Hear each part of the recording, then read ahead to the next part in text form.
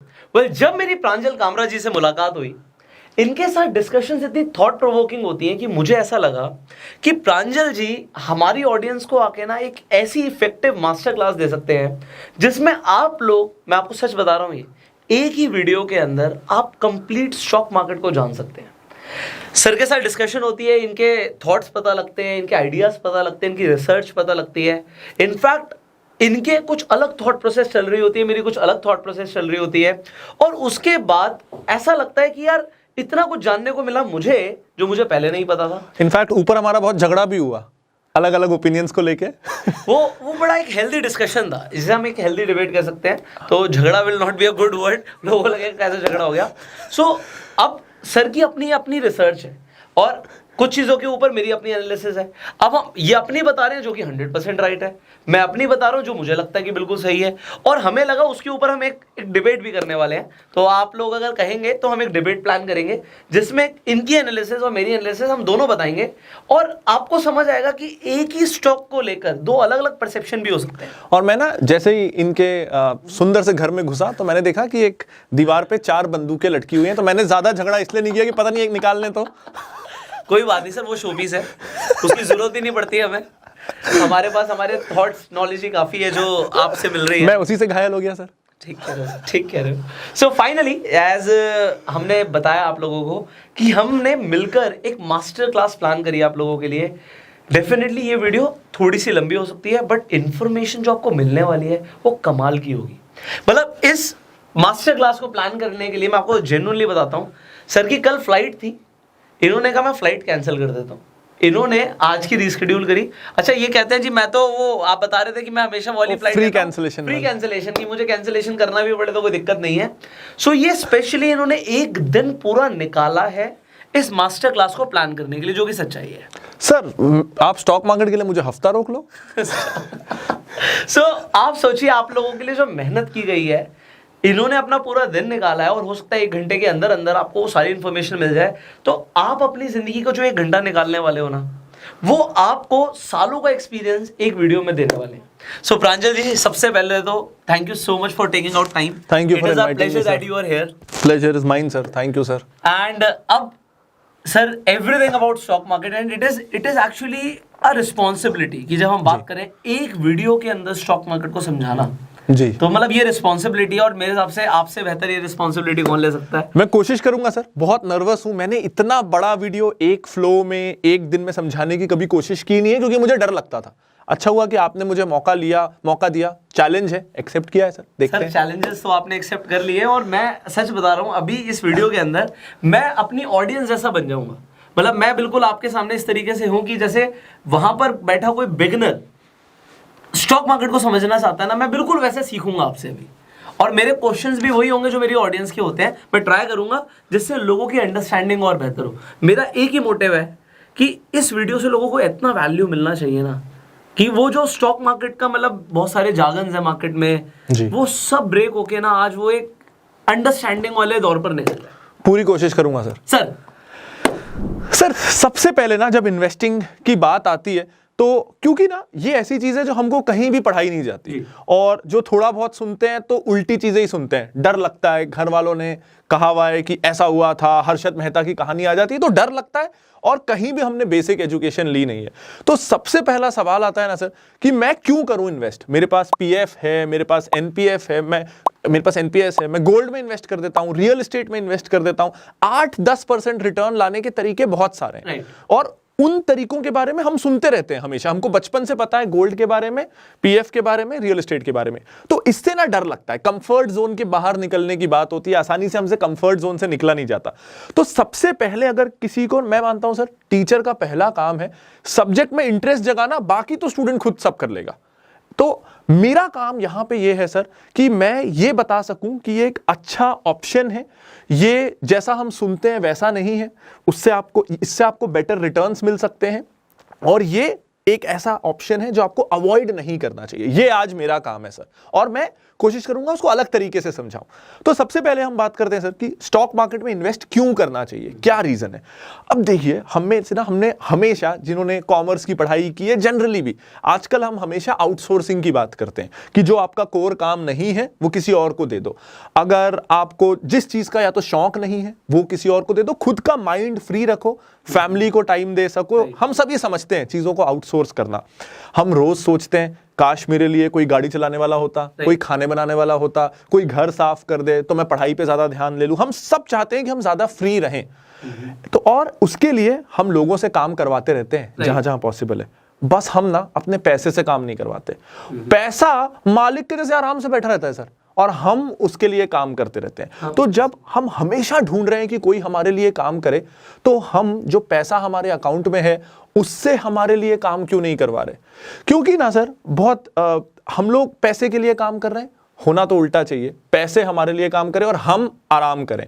वो बैंक में सो रहा है, हम घर में सोएंगे ना सर। तो स्टॉक मार्केट एक वो तरीका है जिससे आप अपने पैसे को सच में काम पे लगा सकते हो। और अगर पैसा काम पे लगाए तो बहुत सारे और काम के लिए आप लोगों को हायर कर सकते हो, क्योंकि आपका पैसा काम पे लगा है। तो स्टॉक मार्केट वो तरीका है जिससे पैसा काम पे लग सकता है। अब कितना काम पे लग सकता है और उसका रिजल्ट क्या हो सकता है, एक सिंपल सा डेटा है। यूएस में एक रिसर्च हुई जिसपे ये पता चला कि जब कोई आदमी रिटायर होता है तो उसकी नेट वर्थ जितनी भी है, रिटायरमेंट समय उसके पास अगर 1 करोड़ रुपए है, तो उसका 40% इस बात पे डिसाइड होता है कि उसने पैसे को इन्वेस्ट कैसे किया। अब सोचिए ये कितनी बड़ी बात है। यानी रिटायरमेंट के समय मेरे पास 60 लाख रुपीस हैं या 1 करोड़ रुपए हैं, ये इस बात पे डिपेंड करेगा कि मैंने इन्वेस्ट कैसे किया, ना कि मैंने काम कैसा किया, अपना जॉब कैसा किया। अब सोचिए मैं अपने जॉब में 35 साल में नौकरी करता हूं, 10 घंटे 12 घंटे स्ट्रेस लेता हूं, और उस नौकरी से मैं रिटायरमेंट के समय 60 लाख रुपए कमाता हूं फॉर एन एग्जाम्पल। अब वो 60 लाख पे मुझे 40 लाख एक्स्ट्रा मिल सकते हैं महीने के 1 घंटे देके। तो रिटर्न ऑन टाइम इन्वेस्टेड ना, तो पैसिव इनकम पे, स्टॉक मार्केट पे जब पैसा काम कर रहा है उसमें से बहुत ज्यादा है। हम सब अपनी जिंदगी के शुरू के 25 साल स्टूडेंट लाइफ इस पे लगाते हैं कि वो 60 लाख कैसे कमाने हैं, ये 40 लाख कैसे कमाने हैं ये कौन बताएगा। तो आज का वीडियो ना आपको वो 40 लाख कमाना आप कमा सके इसकी कोशिश की तरफ होगा सर। तो मुझे अभी तक ये समझ आया कि आपने जो वाई इन्वेस्टिंग है बड़ा सही क्लियर किया कि लोग खुद काम करते हैं पैसे के लिए, और अगर आप सो भी रहे हो तब भी आपके पास पैसा है, उसके बारे में लोग सोचते नहीं है। मतलब आप सोचिए आप रात में सो रहे हो और पैसा काम कर रहा है आपको पैसा कमाने के देने के लिए। और मुझे बड़ा अच्छा लगा आपने बोला हम गाड़ी चलाने के लिए किसी को रख लेते हैं, खाना बनाने के लिए रख लेते हैं, पैसा कमाने के लिए हमने क्या किया, उसके लिए किसे रखा, तो वो आज आप सीखने वाले हैं sir. I am very excited now. ये मुझे समझ आ गया कि इन्वेस्ट करना है। राइट अब ना सर अपन एक बच्चे से शुरुआत करते हैं एकदम, क्योंकि आज हम बिगिनर से बात कर रहे हैं। तो एक 10 साल का बच्चा क्या सोचता है उसके बारे में बात करते हैं। कि हमेशा ना अगर जैसे मैं जब किसी बर्थडे पार्टी में जाता था और मैं देखता था मेरे किसी दोस्त के पास ना एक अच्छी सी ट्रेन है या एक अच्छी सी गाड़ी है, तो ऐसा लगता था मेरे पास भी होती। हम सबको चाहिए ज्यादा चीजें, ये मेरे पास भी होता। हमको उस समय बचपन में थोड़ी ईर्ष्या होती है, जलन होती है, और तब ऐसा लगता है कि मेरे घर वाले भी अंबानी होते तो, टाटा होते तो, इंडस्ट्रियलिस्ट होते तो कितना आसान हो जाता।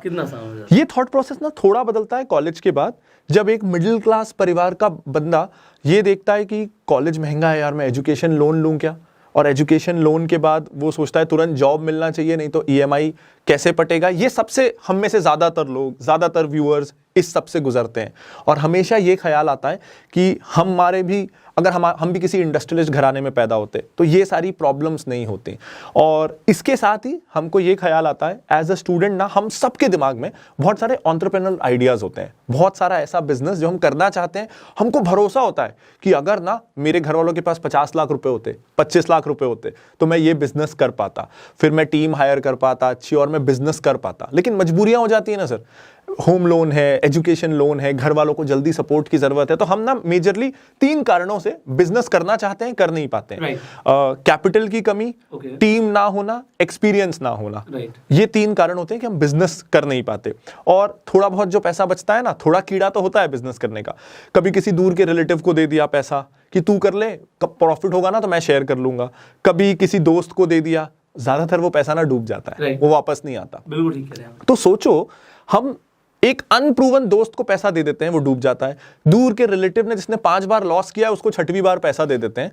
लेकिन स्टॉक मार्केट जो आपको मौका दे रहा है कि आप रतन टाटा सर को पैसा दे सको, मुकेश अंबानी सर को पैसा दे सको, आदि गोदरेज जी को पैसा दे सको, उनको पैसा देने से हम पहले डरते हैं कि ये तो जुआ है, ये तो सट्टा है। आप किसी को भी पैसा दे रहे हो जिसका कोई ट्रैक रिकॉर्ड नहीं है, वो सट्टा नहीं है, तो आदि गोदरेज को पैसा देना सट्टा कैसे हो सकता है? सही बात है। और इसको जरा हम और ऐसे सोचें सर कि आप और मैं आज आपके ना आप ना मैं, हम मुकेश अंबानी सर को नौकरी पे तो नहीं रख सकते ना, वो हमारे लिए तो काम करेंगे नहीं। तो ये उसका एक तरीका है कि रिलायंस के शेयर खरीद लेना। और ना जैसे ही मैं रिलायंस का शेयर खरीदता हूं, मैं एक तरीके से अंबानी का बेटा बन जाता हूं। बिल्कुल ठीक बात है। क्योंकि वो अपनी कंपनी को जितने अच्छे से हो सके चलाएंगे, उनको अपने परिवार का ख्याल रखना है, अपने बेटों को, अपनी फैमिली को एक अच्छा फ्यूचर देना है, तो उनके लिए वो मेहनत कर रहे हैं। जैसे ही मैं शेयर होल्डर बना तो मैं और वो बराबर हो गए। उनके बेटे को, उनकी फैमिली को अगर आगे अच्छी वेल्थ क्रिएट करनी है तो रिलायंस को अच्छी वेल्थ क्रिएट करनी है, जिससे उनकी फैमिली को फायदा होगा, उनको फायदा होगा तो मुझे भी होगा। तो हम जो सोचते हैं ना, काश मैं किसी बड़े घराने का वारिस होता, स्टॉक मार्केट से आप किसी बड़े घराने के वारिस बन सकते हो। क्या बात है सर। तो अगर रतन टाटा जी आप चाहते हो आपको मतलब ग्रो करके एक बढ़िया बिजनेस दें, तो आप उनके बिजनेस के अंदर इन्वॉल्व हो सकते हो, and that will give you not a destiny but एक अच्छा फ्यूचर बाय चॉइस। हाँ, मतलब आजकल ना वो एक लिंक्डइन पे एक बहुत फोटो चलती है, मैं देखता हूँ कि रतन टाटा जी ने उनका कोई एक यंग दोस्त है बहुत, और वो हमेशा उनके साथ रहते हैं। तो ना कई लोगों के दिमाग में ही आता है कि मैं भी उनसे दोस्त बन जाता तो वो मुझे भी गोद ले लेते। तो आप टाटा की कंपनियों में अगर इन्वेस्ट करते हो तो ये मान लीजिए कि रतन टाटा सर ने आपको गोद ले लिया है। क्या बात है, very nice sir, good thought process जो लोगों को मिलेगी जी। तो ना अगर ये चीज क्लियर हो जाए ना कि स्टॉक मार्केट टैबू नहीं है, इससे डरने की जरूरत नहीं है। यहाँ ऐसा नहीं है कि ये ना, मैं कहता हूँ स्टॉक मार्केट, हम सोचते हैं जो कसिनो है वो भूल जाइए। मैं कहूँगा स्टॉक मार्केट ना दर्पण है, ये एक मिरर है। आप जैसे हो ये आपको वैसा दिखा देगा और वैसा रिजल्ट दे देगा। अगर आप ऐसे हो जो जाके दोस्तों के साथ ताश खेलने में पैसा हारते हो, आप वो हो जो गोवा में कसिनो जाते हो और अगले दिन की पार्टी का पैसा भी जुए में उड़ा देते हो, कसिनो में उड़ा देते हो, आप वो हो जो ड्रीम 11 में पता नहीं कितने पैसे लगा देते हो और लॉस होता है, तो उस माइंडसेट से आएंगे तो सेम मिलेगा। तो गलतियां तो हमारी होती हैं जो हम मार्केट पे प्रोजेक्ट कर देते हैं। ब्रॉडली मैं अगर एक लाइन में मार्केट को डिफाइन करूं तो ये है इंडिया की बेस्ट कंपनीज में पार्टनर बनने का तरीका का मौका। और सबसे अच्छी बात यह है ना सर, अगर ना मुझे खुद कुछ बिजनेस करना है, मान लीजिए मुझे कोई रियल एस्टेट बिजनेस करना है, सबसे पहले कम से कम 20 लाख की तो जमीन लेनी पड़ेगी, कम से कम। उससे कम में तो कुछ होना नहीं, वो भी शहरों में नहीं मिलेगी नहीं। इसमें आप 2000 रुपए में गोदरेज प्रॉपर्टीज के पार्टनर बन जाइए, आप डीएलएफ का शेयर ले लीजिए। तो कैपिटल कम होना ना यहाँ पे आपको रोकता नहीं है, यहाँ हर कोई बराबर है। आप 500 रुपए से आ जाइए, कोई रुकने की, तो बहुत डेमोक्रेटिक है सर। मुझे डेमोक्रेसी बहुत पसंद है, भारत में रहते हैं ना, तो ये मुझे बहुत डेमोक्रेटिक लगता है। तो मुझे 2 लाइनों में आपने अभी स्टॉक मार्केट को ब्रीफ कर दिया। एक तो आपने बोला कि आपके हिसाब से स्टॉक मार्केट है इंडिया की बेस्ट कंपनीज में इन्वेस्ट करने का मौका, और उसमें आपने एक और लाइन ऐड करी कि यहाँ पर कैपिटल इतनी मैटर नहीं करती कि तुम्हारे पास 50 लाख है या 20 लाख है तभी आ सकते हो, तुम्हारे पास 5000 है तब भी शुरुआत कर सकते हो। स्टार्ट करना इंपॉर्टेंट है, छोटी बड़ी मैटर नहीं करता। और ना सर एक अच्छी बात यह है कि YouTube पे जो ज़्यादातर ऑडियंस है आपके चैनल पे, मेरे चैनल पे यंग ऑडियंस है सर। तो अभी ना अगर वो स्टूडेंट हैं, पहला जॉब है, तो आज ना हमारे पास बहुत सारी लाइबिलिटीज़ नहीं है। अगर आज हम सीख रहे हैं, सीखने में लॉस होता है, 2000 रुपये किसी गलत शेयर में लग गए, डूब गए, तो मान लेंगे कि इस महीने 2 पार्टी नहीं करनी है, 2 बार पिज्ज़ा नहीं खाना है। अभी ऐसा नहीं है कि आपने कुछ गलत कर दिया तो आपके घर कैसे चलेगा, आपका परिवार कैसे चलेगा। तो ये एडवांटेज है। आज से आपकी जिंदगी में 2 साल 4 साल बाद ये एडवांटेज नहीं रहेगा, जिम्मेदारियां रहेंगी। अगर घर के लिए 10,000 रुपए घर में देने हैं तो देने ही है, वो 8 नहीं हो सकते। तो तब तक हम सीख के रेडी हो जाते हैं ना, तब तक हम सीख जाते हैं कि 10 के 8 ना हो, 10 के 15 ही हो। तो वो सीखने का ये बहुत अच्छा मौका है। आजकल ना सर, जब भी मैं सीखना शुरू कर रहा था 2012-13 के आसपास, तो इकलौता तरीका था बुक्स जो विदेशी ऑथर्स ने लिखी थी, राइट। एक ही तरीका था। तो उसमें क्या होता था ना, वो एग्जाम्पल दे रहे हैं, वो एग्जाम्पल मैंने कभी सुना ही नहीं है, वो कंपनी मुझे पता ही नहीं है, और आधी चीजें वहां के लॉ के से कनेक्टेड है कि वहां सेटलमेंट T+1 होता है, T+2 होता है, तो इंसान कनेक्ट नहीं कर पाता। आज कितना आसान है सर, सब कुछ इंडियन ऑथर्स की किताबें हैं, बुक्स हैं, वीडियोस हैं, आपकी किताबें हैं। हाँ सर, तो अब बहुत आसान हो गया है सर, तो अब मौका जाने नहीं देना चाहिए। एक ना थोड़े समय पहले प्रॉब्लम और था कि जब मैंने शुरू किया था ना, तो तब मैं 19-20 साल का था और एज ए 19-20 ईयर ओल्ड जो कंपनीज मैं यूज करता हूं, जो ब्रांड मैं यूज करता हूं, वो अवेलेबल ही नहीं था। आज मैं देखूं इस आईपीओ बूम के कारण नायका है, पॉलिसी बाजार है, ये जो कंपनियां है, जोमैटो है, पेटीएम है, यही तो हम यूज करते हैं। तो एक रिटेल इन्वेस्टर को, एक यंगस्टर को इससे अच्छा मौका नहीं मिलेगा कि वो मार्केट में आए, क्योंकि ऑलरेडी जिन चीजों को वो यूज करता है उसमें वो इन्वेस्टर बने ना, उसमें वो ओनर भी बने। और फिर जो मजा आएगा ना दोस्तों के बीच बोलने में कि यार थोड़ा पेटीएम से पेमेंट कर देना, मेरी कंपनी है वो। अरे वाह, वो जो फील है ना, थॉट प्रोसेस ही अलग हो गया बिल्कुल। वो जो फील है ना, और ना सर उससे ना एक अच्छी बात ये होती है कि डिसिप्लिन अपने आप आ जाता है। एक ना हम बोलते हैं थोड़ा कॉन्ट्रेरियन पॉइंट ऑफ व्यू हमेशा चलता है कि जितना हो सके इन्वेस्ट करो वर्सेस साथ में लाइफ को भी इंजॉय करो। ये हमेशा दो डिबेट्स रहते हैं। मैं आपको बताता हूं इस जर्नी में मेरे साथ क्या हुआ। मैं हमेशा बिलीव इस बात पे करता हूं कि साथ में बैलेंस रखना जरूरी है, लाइफ को एंजॉय करना जरूरी है। लेकिन जब आप स्टॉक मार्केट में एंटर होते हो ना, आप गलतियां करते हो, लॉस होता है, लेकिन मजा इतना आ रहा होता है कि आप इंजॉय भी इसी चीज को करने लगते हो। तो बाकी चीज जो आप सैक्रिफाइस कर रहे हो ना, वो लगता ही नहीं सैक्रिफाइस हो रहा है, यही पैशन हो जाता है। उस चक्कर में अपने आप सेविंग्स बढ़ने लगती है, रिटर्न्स कम हो लेकिन सेविंग्स बढ़ रही है। हमेशा डोमिनोज जाने से पहले यार ये 500 रुपए का ना वो मैंने शेयर सोचा हुआ था, 2 शेयर वो और ले लेता हूं। मजा इतना आने लगता है, अगले दिन देखे कि इस पे 50 रुपए कमा लिए, और 1 महीने बाद देखे बाय चांस अगर वो काफी बढ़ गया, 100-150 रुपए बढ़ गया, तो या डिविडेंड आ गया 10-20 रुपए, तो उसको निकाला, उससे वड़ा पाव खाने चले गए। तो और फिर दोस्त को बोला अबे ये फ्री के कैसे पैसे हैं, मैंने ना डिविडेंड से तेरे को वड़ा पाव खिला रहा हूं। तो उससे ना सर लाइफ में डिसिप्लिन अपने आप आ जाता है और आपको लगता नहीं है कि आप कुछ सैक्रिफाइस कर रहे हो, फिर फील ही नहीं होता, आप इंजॉय करने लगते हो वो प्रोसेस। और दूसरा, लाइफ में सीखने को बहुत मिलता है सर। स्टॉक मार्केट ना, मैं बोलूं लॉस को भूल जाइए। मैं आज भी सर 10 साल हो रहे हैं मुझे, मैं प्रॉफिट देखता ही नहीं, क्या हो रहा है वो तो ओवर एंड अबव है, वो तो आइसिंग ऑन द केक है। स्टॉक मार्केट ना, मैं बोलता हूं लाइफ ऑन स्टेरॉइड्स है। जो जिंदगी हमको 60 सालों में सिखाती है, वो स्टॉक मार्केट 10 साल में, 15 साल में सिखा देता है, क्योंकि एकदम लाइफ का मिरर है सर। जैसे मैं आपको एक एग्जांपल दूं, मुझे स्टॉक मार्केट से समझ में आया कि ऑनेस्टी का हमेशा लाइफ में प्रीमियम मिलता है। आप स्किलफुल कितने भी हो, आप में कई तरह का स्किल हो सकता है, लेकिन अगर लोग आप पे भरोसा नहीं कर सकते तो आपको ग्रोथ नहीं मिलेगी। ये कई सारी कंपनियों में भी होता है। आप बिजनेस देखो तो सब अच्छा है, लेकिन मार्केट विश्वास ही नहीं करता कि इसका प्रॉफिट इतना है जितना ये दिखा रहा है, तो वो कितना भी प्रॉफिट दिखाए, वो कंपनी को वैल्यू ही नहीं मिलती। और गोदरेज हो, एचडीएफसी ग्रुप्स हो, लॉस भी हो जाए ना, तो मन में ये भरोसा रहता है कि अपना घर बेच देगा लेकिन कंपनी को बैंकरप्ट नहीं होने देगा। तो ऐसे हजारों लेसन सर स्टॉक मार्केट सिखा देता है। और क्या होता है, आपको पैसा कमाना है ना, तो आपको समझ में आता है अरे फार्मा कंपनी के बारे में भी पढ़ना पड़ेगा, आईटी के बारे में भी। जैसे मैं अभी आपको बता रहा था कि मैं 2 महीनों से होटल इंडस्ट्री के बारे में पढ़ रहा हूं, मैं कभी नहीं पढ़ता सर, लेकिन स्टॉक मार्केट के कारण पढ़ रहा हूं। तो ये ना मुझे एक इंटेलिजेंट इंसान बना देता है। सेल्फ डेवलपमेंट के लिए स्टॉक मार्केट बहुत अच्छा है, प्रॉफिट तो आइसिंग ऑन द केक है। क्या बात है। तो अगर आप लोग जिंदगी के बारे में सीखना चाहते हैं, सेल्फ डेवलपमेंट के ऊपर बात हो रही है, तो definitely you should learn stock market. तो सर कंटिन्यू कीजिए, मैं भी सीखूंगा आगे स्टॉक मार्केट। राइट। तो अब बात करते हैं मिसकंसेप्शंस की, क्योंकि ना अभी तक जो हमने बात की उससे क्या हुआ कि कई लोगों में हिम्मत तो आ गई होगी, जोश तो आ गया होगा कि चलो इन्वेस्ट करते हैं, लेकिन कई बार ना ज्यादा ही जोश आ जाता है, तो उस जोश को ठंडा करना भी जरूरी है। तो अभी ना मैं आपके व्यूअर्स का थोड़ा जोश ठंडा करने वाला हूं, आपको चलेगा ना? हाँ मुझे चलेगा सर। तो जैसे ही मैं देखता हूं कि जब कोई एंटर होता है ना मार्केट में, तो उसे क्या लगता है कि उससे ऐसी कंपनियां ढूंढनी है जो दुनिया बदलने वाली हैं। बहुत सारी ऐसी कंपनियां हमको प्रॉमिस करती हैं कि ये दुनिया बदलने वाली हैं। तो लोग ये गलती करते हैं कि वो ना वर्ल्ड चेंजिंग कंपनियों में इन्वेस्ट करते हैं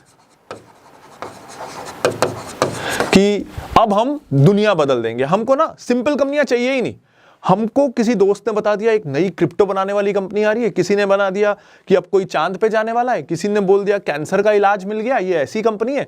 क्योंकि हमको लगता है कि अगर स्टॉक मार्केट में आए ना तो कुछ तूफानी करते हैं, कुछ ज्यादा ही एडवेंचरस हो जाते हैं। अब ना सर एक सिंपल चीज स्टॉक मार्केट में ये है कि, और ये बदल सकता है सबके लिए, लेकिन मेरे लिए क्या काम करता है कि मैं उसमें इन्वेस्ट करता हूं what's not going to change. बहुत सारे लोग इन्वेस्ट कर रहे हैं what's going to change. Future EV का है, फ्यूचर क्रिप्टो का है, ब्लॉकचेन का है, एआई। लोगों ने कॉइनबेस में या टेस्ला में इन्वेस्ट किया है, उसका पी देखा नहीं, करेक्ट, स्टिल दे आर, क्योंकि वो फ्यूचर है और वो होगा सर, फ्यूचर वो फ्यूचर है, इसको कोई डिनाई नहीं कर रहा। लेकिन ना जब आप फ्यूचर पे इन्वेस्ट करने जा रहे हो, और यही बिगिनर्स करते हैं, इसलिए उनको क्रिप्टोज भी अट्रैक्ट करते हैं, क्योंकि दैट्स द रेवोल्यूशन। इसमें सही गलत नहीं है, लेकिन इसमें मैं रिस्क की बात करता हूं सर। अगर हम ये प्रिडिक्ट भी कर लेना, जैसे आज ये ऑब्वियसली क्लियर है कि blockchain is the future, EV is the future, इसमें तो अब डाउट बहुत कम है। हाँ, लेकिन उसमें लीडर कौन होगा, इसमें लेके आज भी डाउट है। इंडिया में मारुति क्या सच में ईवी में ट्रांजिशन कर पाएगी, या टाटा आज आगे है लेकिन टाटा इस मोमेंटम को बरकरार रख पाएगी क्या? हुंडई महिंद्रा भी कोशिश कर रहे हैं। तो लीडर प्रिडिक्ट करना मार्केट में बहुत मुश्किल होता है, और मार्केट में ना हम लोग प्रिडिक्शन गेम में फंस जाते हैं। अब क्या है ना, स्टॉक मार्केट में ऑलरेडी हजारों चीजें हैं जो हमारे कंट्रोल से बाहर हैं। जैसे गवर्नमेंट किस इंडस्ट्री में जीएसटी घटा बढ़ा दे, हमारे कंट्रोल के बाहर है। कभी युद्ध हो जाए, यूक्रेन रशिया वाले में हमने देखा कई इंडस्ट्रियों को फर्क पड़ गया। भारत में कोई भगवान ना करे नेचुरल डिजास्टर आ जाए तो कोई इंडस्ट्रीज बंद हो जाएं। जैसे मेरी कुछ कंपनियां कोविड के समय बंद थी, अम्यूजमेंट पार्क हो, होटल्स हो, वो बंद हो जाएं, इसको हम कंट्रोल नहीं कर सकते। तो हमारे कंट्रोल के बाहर 100 चीजें ऑलरेडी हैं। ऐसे में ये जरूरी हो जाता है कि हम जिन चीजों को कंट्रोल कर सकते हैं उनको जरूर कंट्रोल कर लें, वहां हम प्रिडिक्शन या अनसर्टेनिटी का स्कोप ना छोड़ें।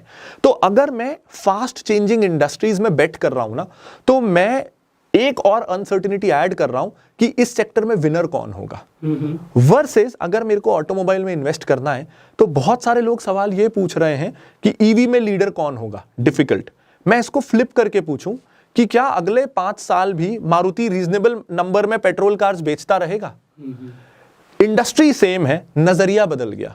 अगर मुझे यह लगता है कि हां, बैटरीज इतनी महंगी है कि अगर 5 लाख के सेगमेंट पे कोई छोटी इलेक्ट्रिक कार ना आ पाए, तो मारुति का जो डोमिनेंट एरिया है बजट कार्स का, वहां वो पेट्रोल और सीएनजी कार बेचती रहेगी।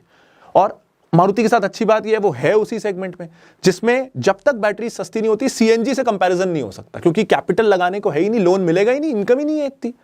तो नजरिया ये वाला बदलना बहुत जरूरी है, खास करके जब आप बिगिनर हो। हमको लगता है, क्योंकि ना हम में, यंग लोगों में थोड़ा कॉन्फिडेंस और एनर्जी ज्यादा ही रहता है, तो हमको लगता है कि हमको सब पता है। मार्केट ये 10 साल में सिखाता है कि बेटा अभी बचा है सीखना। तो अगर हम उस टाइम को शॉर्टन कर सकें, जैसे एक सिंपल चीज ये है कि सर मेटावर्स में लीडर, मेटावर्स आएगा फ्यूचर हमारी लाइफ में। हो सकता है आप मेरे को कभी मेटावर्स में वीडियो बनाने बुलाओ, तो वो समय आएगा, लेकिन उसमें भी कौन लीडर होगा? फेसबुक होगा, बहुत सारे अलग हैं, कौन होगा हमको पता नहीं है। लेकिन सर इसको भी अगर मैं उल्टा करूं कि क्या हम 10 साल बाद भी टूथब्रश यूज कर रहे होंगे, टूथपेस्ट यूज कर रहे होंगे, जूते पहन रहे होंगे? आसान हो गया, एक लेयर ही हमने हटा दिया, अनसर्टेनिटी ही हटा दिया। जैसे कि आपने बोला कि कार्स ईवी में अच्छी चलेंगी या मारुति बेच पाएगा, उसे मैं सिंपलीफाई करूं, क्या उनमें टायर लगा होगा? टायर लगा क्या वो तो ईवी में भी होगा, पेट्रोल में भी होगा, डीजल में भी होगा। हमने वो लेयर ही हटा दिया। लेयर हटा दी, मतलब टायर तो बिकेगा ही बिकेगा ना। बिल्कुल, बहुत अच्छा एग्जांपल है। वो विंड स्क्रीन होगा, ऐसे बहुत सारे पार्ट्स हैं जो हमने लेयर हटा दिए, जो हटना नहीं है, जो हटना नहीं। करेक्ट। क्या गाड़ियां पेंट होंगी? हाँ, एग्जैक्टली, वो तो होंगी ना। करेक्ट। तो मेरे लिए इन्वेस्टिंग है जितनी अनसर्टेनिटी में हटा के उसको ऑलमोस्ट एफडी जैसा बना सकूं, सर्टेन बना दूं, जितना जिससे कम से कम ये क्लियर हो कि ये तो कहीं नहीं जा रहा। बिल्कुल। और ना इसमें फिर हम ये सोचते हैं, इससे नेक्स्ट चीज ये आती है कि फिर तो रिटर्न्स कम हो जाएंगे। हम तो मार्केट में घुसे ही हाई रिटर्न्स के लिए हैं। तो अगला इसमें जो फैक्टर आता है ना, वो है हमारे रिटर्न एक्सपेक्टेशंस, कि हम पता नहीं क्या एक्सपेक्ट करते हैं। हमको ये कंडीशन हमेशा किया गया है कि रियल एस्टेट है तो रातों रात नहीं बढ़ेगा, गोल्ड है तो रातों रात नहीं बढ़ेगा। मार्केट से जब हम घुसते हैं तो हमको लगता है मैं इतना झगड़ के आया हूं, पेरेंट्स से इतनी मेहनत करके आया हूं, लड़ झगड़ के आया हूं, हमको ना रिवोल्ट लगता है। तो जैसे क्या होता है ना, अगर मैं बोलूं, जैसे हम फिल्मों में देखते हैं कि अगर 2 लोग एक दूसरे से प्यार करते हैं और घर वाले अगेंस्ट हैं, तो हम लड़ झगड़ के आए, भाग गए और हमें हमारा पार्टनर मिल जाता है। हमेशा रिवोल्ट का रिजल्ट इंस्टेंटली अच्छा होता है। और स्टॉक मार्केट में आना घर वालों से रिवोल्ट करना ही है, और वो माइंडसेट रहता है, मैंने रिवोल्ट किया, अब 2 इनाम। लेकिन यहां उस रिवोल्ट का इनाम बहुत धीरे धीरे मिलता है, तो हम उसके लिए तैयार नहीं है। अब क्यों धीरे मिलता है, इसको भी बहुत समझना जरूरी है। जैसे ना, जब भी मैं ये कहता हूं कि रिटर्न्स धीरे धीरे मिलते हैं, चंक्स में मिलते हैं, हो सकता है कि आपका पहले महीने पैसा डबल हो जाए, लेकिन ये हर बार नहीं होगा। तो ओवरऑल आप देखोगे तो आपके रिटर्न्स धीरे ही हैं, चंक्स में हैं। अब लोग बोलते हैं क्यों धीरे धीरे मिलते हैं? मैंने तो वो दोस्त से बात की थी, उसने 1 महीने में डबल हो गया, उसका 2 महीने में डबल हो गया। तो इसका जवाब ये है कि अगर मार्केट से सच में हर महीने या हर 2 महीने या हर 6 महीने में पैसा करना डबल होता था, तो ये सोचिए कि ये मौका या ये तरीके पैसा डबल करने के आपके दोस्त को मिल गए, वो बोल रहा है, वो आपको भी बताने को रेडी है। हम तक जो आखिरी इंसान है स्टॉक मार्केट में, जो आज घुसे हैं, हम तक ये टेक्निक पहुंच गई। और ये टेक्निक मुकेश अंबानी और रतन टाटा के पास नहीं पहुंची। वो आज भी 10 साल से समुद्र के नीचे केबल बिछा रहे हैं, तो पागल तो है नहीं ना, वो दुनिया के शार्पेस्ट माइंड हैं। अगर मार्केट से महीने में 2 महीने में पैसा डबल करते रहना कंसिस्टेंटली पॉसिबल होता, तो वो समुद्र के नीचे केबल नहीं बिछा रहे होते। तो कोई भी आम आदमी आके वॉरेन बफे से ऊपर निकल जाएगा अगर वो हर 2 महीने में डबल करने लग जाए, तो कुछ सालों में ही ऊपर हो जाएगा 100%। तो वो पॉसिबल नहीं है। तो चंक्स जो हैं उसको हमको ये एक्सेप्ट करना होगा कि ये एक्सेप्शन है, उस चंक को नॉर्म मान लेना गलत है। हाँ, ये हो गया, बट वो रेगुलर होगा, इसकी प्रोबेबिलिटी क्या है, बिल्कुल, और उसे आता कितना, ऐसा क्या किया उसने, वो समझना जरूरी है। हाँ, कि स्ट्रोक ऑफ लक हो गया, क्योंकि लक तो हर फील्ड में थोड़ा सा तो है ही, तो प्रोबेबिलिटी, लक क्या था, वो सब देखना जरूरी है। तो एक ये एक्सपेक्टेशन अगर सेट हो जाए कि मेरे एक्सपेक्टेशन ही नॉर्मल है, मेरे को एफडी से 3 गुना रिटर्न चाहिए, तो वहां तक ये मार्केट आपको ला सकता है। लेकिन आप सब कुछ छोड़ के बैठ जाओ कि यही है, अब मैंने नौकरी ना करना, मैंने जॉब भी नहीं करना, मैंने बिजनेस भी नहीं करना, मैंने कुछ नहीं करना, मैंने तो पिछले महीने इसमें 20,000 लगाए, 20,000 कमा लिए, अब यही करूंगा।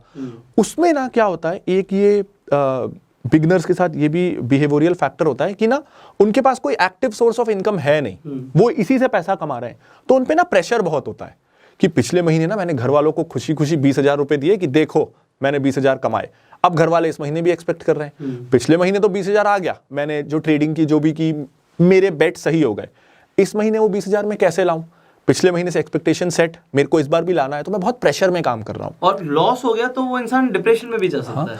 तो ना सर, किसी को हो सकता है चार्ट देखना बहुत अच्छे से आए और पहले महीने उसने वो सही किया, चार्ट प्रेडिक्ट किया और उसका बेट सही था, लेकिन पहले महीने ना प्रेशर नहीं था, सेकंड महीने प्रेशर है, एक्सपेक्टेशन सेट है, एक्सपेक्टेशन है, तो अब ना उसको आता भी होगा तो हो नहीं पाएगा क्योंकि बहुत प्रेशर है। तो प्रेशर में क्रिकेटर क्रिकेट नहीं खेल पाता, सिंगर गाना नहीं गा पाता, इन्वेस्टर कमा नहीं पाता। तो ये प्रेशर से खुद को आजाद करना जरूरी है, वो तब होगा जब आपके पास एक्टिव सोर्स ऑफ इनकम होगा। ये यहाँ पर प्रांजल जी ने बहुत कमाल की बात बोली है कि definitely you can earn from stock market, but ये सोचना कि मैं सारे काम छोड़ दूं, मैं अपनी जॉब आज छोड़ दूं, या मुझे कोई अपॉर्चुनिटी मिल रही है मैं बिजनेस कर रहा हूं उसे छोड़ दूं, तो ये आपको बिल्कुल नहीं करना। सो ये मिसकंसेप्शन को इन्होंने अभी आपके लिए ब्रेक कर दिया है कि भैया एक्टिव सोर्स ऑफ इनकम को बनाए रखो, इन्वेस्टिंग करते रहो, it will work for you. जी।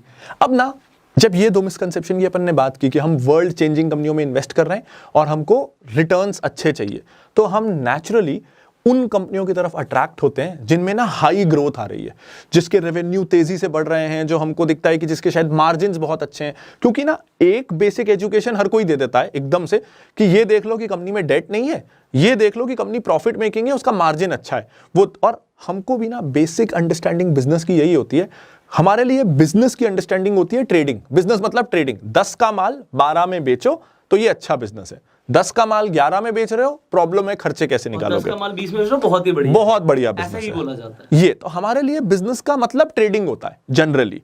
इतने में लिया, कितना बिक जाता है, सबसे पहले हम यही बोलते हैं यार वो दुकान डाल ले, दोस्त ने डाली थी, 10 रुपए में खरीदता है, 15 में हाथों हाथ बिक जाता है, तो अच्छा बिजनेस है।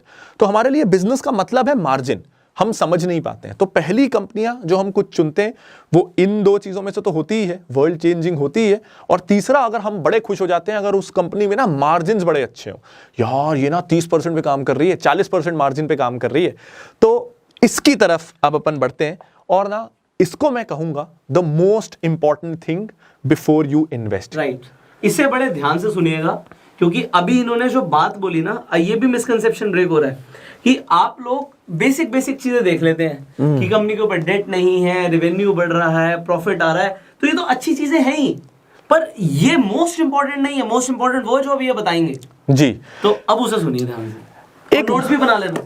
हाँ, इसके लिए मैं आपसे रिक्वेस्ट करूंगा कि पेंसिल कॉपी रेडी रखिए, ये जिंदगी भर काम आएगा इन्वेस्टमेंट में, और ये वो चीज है जो हम कभी सोचते नहीं है इन्वेस्टिंग के समय।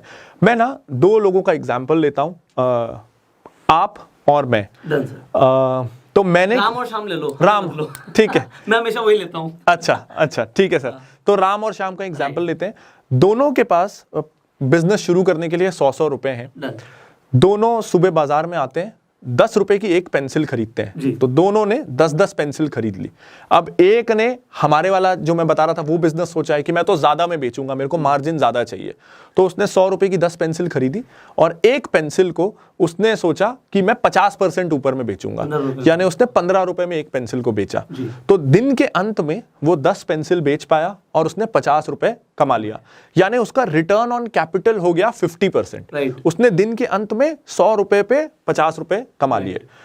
लेकिन अब मैं देखूं कि क्या मार्जिन था सर, मेरे को ऐसा बिजनेस करना है, आपको भी लग रहा होगा कि 10 रुपए की चीज 15 रुपए में बिकी, 50% मार्जिन, 50% बहुत अच्छा मार्जिन है, और दिन के 50 रुपए भी कमा लिए। श्याम ना उसको बिजनेस नहीं आता था, उसने गलती कर दी, उसने 10 रुपए की पेंसिल, उसने भी 100 रुपए में 10 पेंसिल खरीदी और 10 रुपए की पेंसिल ना उसने 11 रुपए में बेचने लगी, एक रुपए के मार्जिन में। ये भी कोई मार्जिन होता है? लेकिन उसका माल सस्ता था और हम इंडियंस है सर, बार्गेन हमेशा ढूंढते रहते हैं। तो उसकी पेंसिल आधे घंटे में बिक गई, 10 पेंसिल, तो उसके पास 110 रुपए आ गए, हर पेंसिल में 1 रुपए उसने कमाए।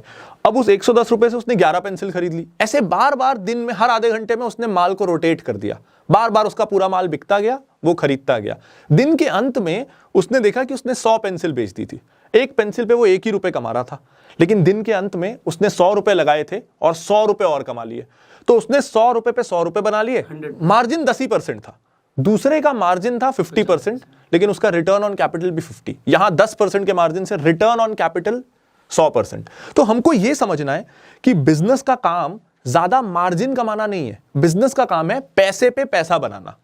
सर यहाँ पे एक एग्जांपल दूंगा, मेरे को याद आ गया एकदम से, आपने पेंसिल का एग्जांपल लिया। मैंने कोर्स किया था बहुत पहले दिल्ली यूनिवर्सिटी में जब मैं था, तो वहाँ पे एक उन्होंने क्या किया, हम सबको बोला अपने पैसे रख दो, हमें डिपॉजिट करा दो, अपने फ़ोन दे दो, सब दे दो, और अपने वॉलेट में से 100 रुपये निकाल दो। तो उन्होंने ग्रुप बनवा दिए 10-10 लोगों के। तो हमारे पास 1000 रुपये थे और हमें बोला आपको विद इन फ्यू आवर्स इस पैसे को डबल करके आना है, कम से कम, कुछ भी करो बाहर जाके, अच्छा, डू एनीथिंग। हाँ। सो मतलब हम रोड पर हैं, हमारे पास फ़ोन नहीं है, कुछ नहीं, किसी से हेल्प नहीं लेनी, किसी को बताना नहीं है कि आप क्या कर रहे हो, बिजनेस करके या कुछ भी करके यू हैव टू डू। तो कुछ लोगों ने क्या किया, वो रेस्टोरेंट में चले गए, उन्होंने कहा हम सब्जियां काट लेंगे, कि कोई किसी के घर चला गया, हम सफाई कर लेंगे, किसी ने कुछ किया। तो मैं जैसे ही बाहर निकला, मैंने सोचा गर्मी बहुत हो रही है, क्या किया जाए, तो माइंड तो थोड़ा बिजनेस चलता है मेरा। तो एनीवेज मैंने वहाँ पर क्या देखा, यार क्या बिक सकता है, क्या बिक सकता है, और मेरे पास तो 100 रुपये ही है और हमारा ग्रुप है 1000 रुपये हमारे पास, हमें तो मल्टीप्लाई करके जाना है। हाँ जी। मैं गया सर एक दुकान पे, मैंने पानी की थैली खरीदी, ठीक है। तो उसने मुझे, वो उस टाइम पे 1 रुपए की आती थी, उसने 2 रुपए की दी होगी, या हो सकता है उस टाइम पे कुछ भी ऐसा अमाउंट था, मुझे एग्जैक्ट याद नहीं। तो 2-2 रुपए की मैंने थैली खरीदी और सारा पैसा नहीं लगाया, तो एक बार में 100% कैपिटल रिस्क नहीं लिया। ठीक है, तो मैंने स्मार्ट। थोड़ा सा वहाँ पे पानी की थैलियाँ खरीदी। अब हम चले गए रिक्शे वालों के पास, वहाँ पे थे रिक्शे वाले खड़े हुए, हमने कहा भैया पानी बेच रहे हैं, आपको प्यास लग रही है तो हमसे ले लीजिए। कह रहे कितने का है, तो मैंने उसे बोला भाई 5 रुपए का है, 2 रुपए का खरीदा, 5 रुपए का है।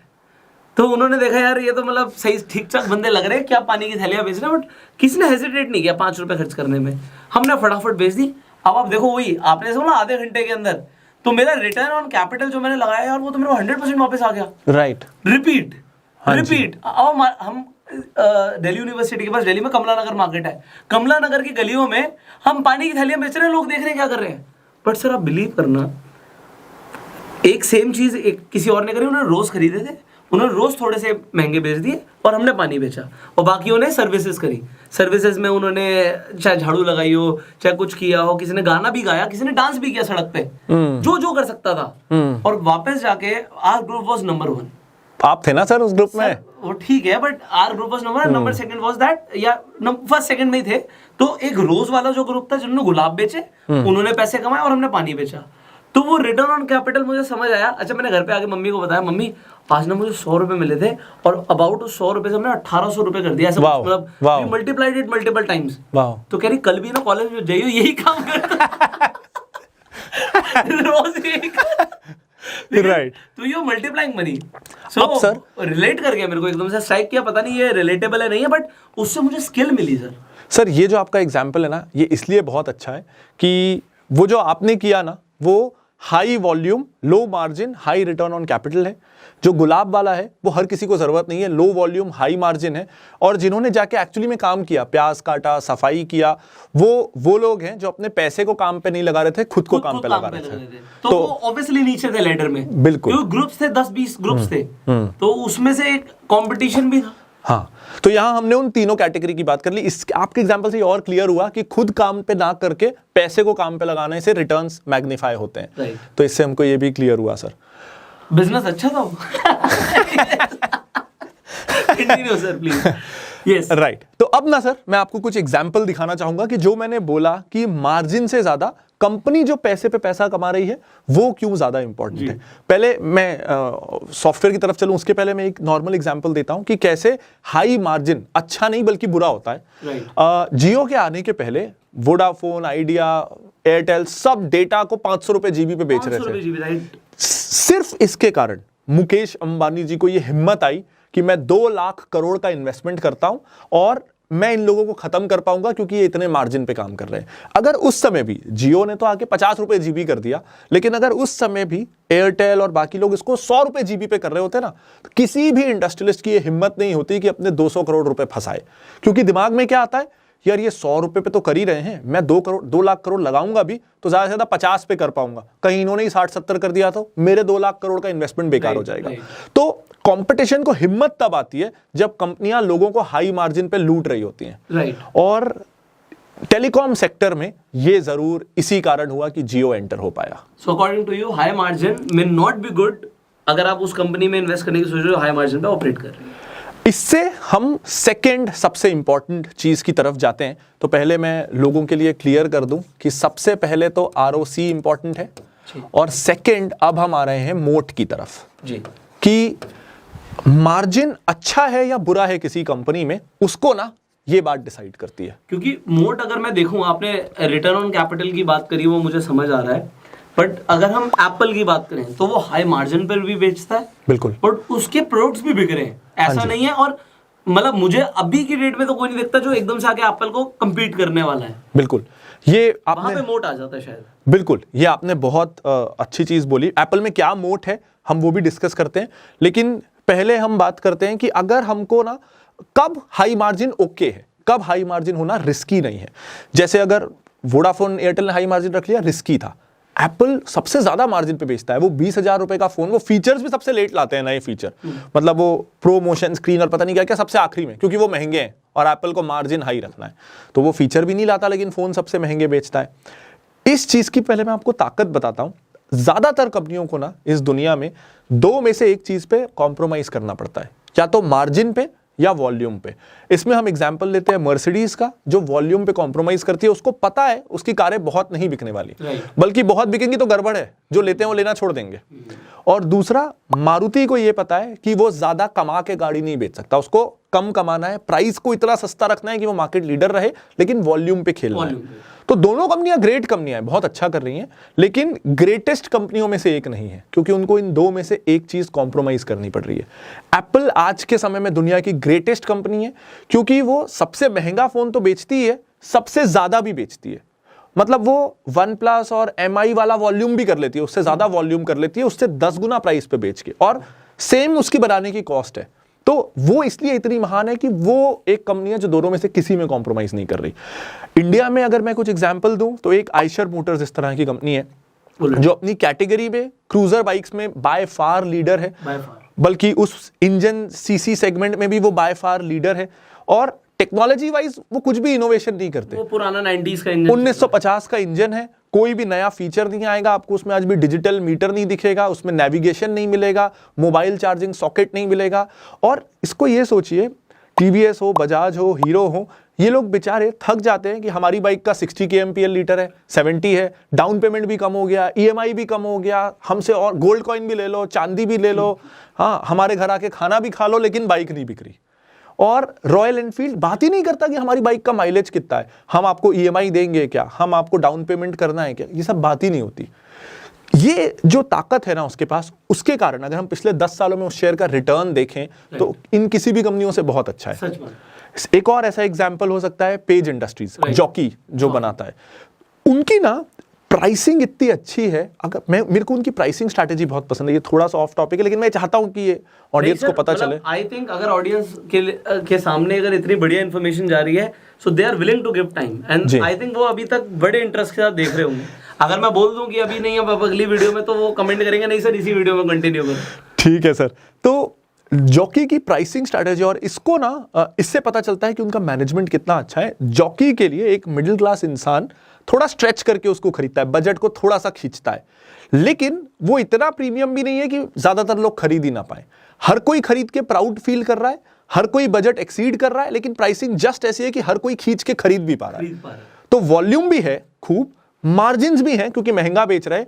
और कई और कंपनियां हैं, वो मैं नाम तो भूल गया, लेकिन वो कंपनियों के इनर गारमेंट्स जॉकी से भी डबल प्राइस के हैं। तो मिडिल क्लास उसको अफोर्ड नहीं कर सकता। भले ही वो कमा रहे होंगे, लेकिन वॉल्यूम तो चला गया ना।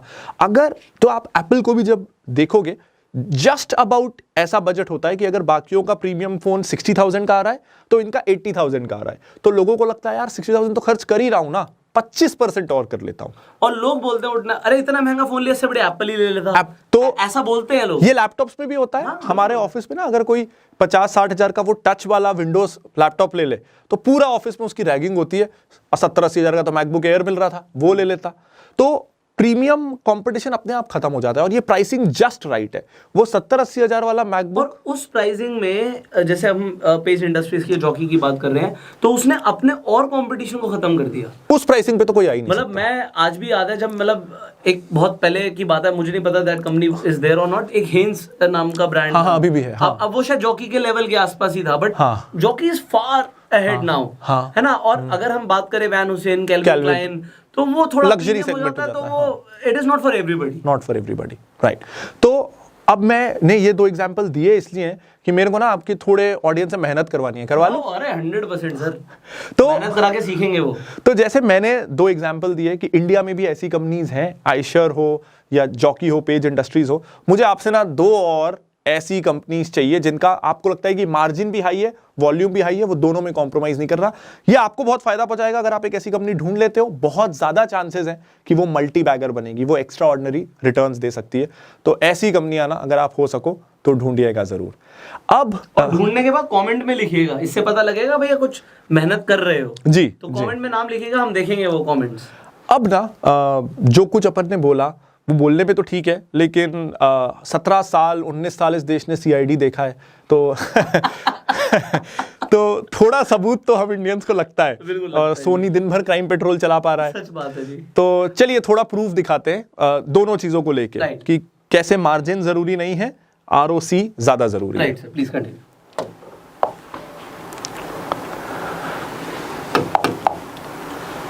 तो अब जाइडस वेलनेस, ये कैडिला ग्रुप की कंपनी है। इनका मैं आपको पहले प्रॉफिट एंड लॉस दिखाता हूं, जिससे आपको अंदाजा होगा कि ये मार्जिन इनका क्या है। तो अब यहां पे हम देखते हैं कि ये रफली 1800 करोड़ की सेल करते हैं और कमाते हैं 118 करोड़ के आसपास। यानी अगर मैं इनके मार्जिन की बात करूं तो 7-8% के आसपास का ये मार्जिन लाके दे पाते हैं। अब हम इनका देखते हैं कि ये 7-8% का इनको मार्जिन लाने के लिए, और अब आप समझोगे जो मैंने बोला था उसकी गहराई, कि ये ना 118 करोड़ कमाने के लिए और 1800 करोड़ की सेल करने के लिए इनको 5,500 करोड़ रुपए काम पे लगाने पड़े, जो इनकी लाइबिलिटीज हैं, यानी रिजर्व्स रखने पड़े, बोरोइंग्स लेनी पड़ी। तो माल बेचने के लिए और प्रॉफिट कमाने के लिए इनको 5,000 करोड़ रुपए काम पे लगाने पड़े, तब जाके माल बिका और प्रॉफिट आया। तो देखने से लगता है 7-8% का मार्जिन है, FMCG में है, लो मार्जिन होता है, ठीक है, कोई बुरा नहीं है, लेकिन इतना पैसा काम पे लगाना पड़ा। वर्सेस अब हम दूसरी कंपनी लेते हैं जो भी इसी सेक्टर में है, इसे तो आप जानते ही हैं। अब अपन इसके P&L की तरफ जाते हैं। तो इस कंपनी को अगर मैं देखूं तो इसकी सेल्स भी 5,000 करोड़ के आसपास है, ये प्रॉफिट ज्यादा कमा रही है 1,000 करोड़ के आसपास, और ये देख के हमको लगेगा कि ठीक है ये तो बहुत अच्छी है, 20% के आसपास का मार्जिन है। लेकिन ये जरूरी बात नहीं है। मैं आपको अब जरूरी बात की तरफ लेके जाता हूं। इनका आप टोटल लाइबिलिटीज देखिए, सेम है 5,500 करोड़ के आसपास, लेकिन तो दोनों ने पैसा काम पे सेम लगाया, लेकिन दोनों के प्रॉफिट में बहुत ज्यादा फर्क आ गया। 5,500 करोड़ दोनों ने लगाए, दिन की शुरुआत में जो हमारा पेंसिल वाला एग्जाम्पल था, एक ने कमाए 118 करोड़, 1000 करोड़। तो कितनी का माल बिका उससे क्या लेना देना, कितने पैसे पे कितना प्रॉफिट आया ये सबसे इंपॉर्टेंट है। दोनों ने सेम पैसा लगाया, इसने 5 गुना पैसा बनाया। सो अब आप बताइए, इन दोनों को अगर आप कंपेयर करते हैं तो आपके हिसाब से कौन सी कंपनी बेटर होगी? सिर्फ इसी चीज को, इसी मैट्रिक, अभी हम वैल्यूएशन की बात ही नहीं कर रहे हम हैं, कुछ भी बात नहीं कर रहे, हमने सिर्फ एक ही यहाँ पे मैट्रिक देखा। तो आप बताइएगा कमेंट में। Sir continue. तो अभी हम सिर्फ क्वालिटी की बात कर रहे हैं, वैल्यूएशन पे नहीं जा रहे हैं, और ये दोनों स्टॉक्स सिर्फ एग्जाम्पल के लिए हैं। अब हम एक तीसरे एग्जाम्पल की तरफ जाते हैं जहां से हम अगले टॉपिक को भी कनेक्ट कर पाएंगे।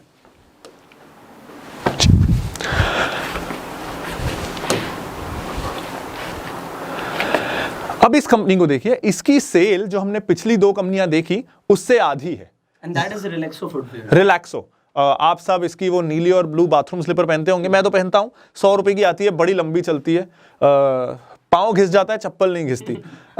बट इनकी हम सेल देखें अगर जाइडस के मुकाबले, तो जाइडस की सेल 1800 करोड़ के आसपास थी, इनकी सेल उनसे थोड़ी सी ज्यादा है, 2300 करोड़ के आसपास है, 20% ज्यादा है।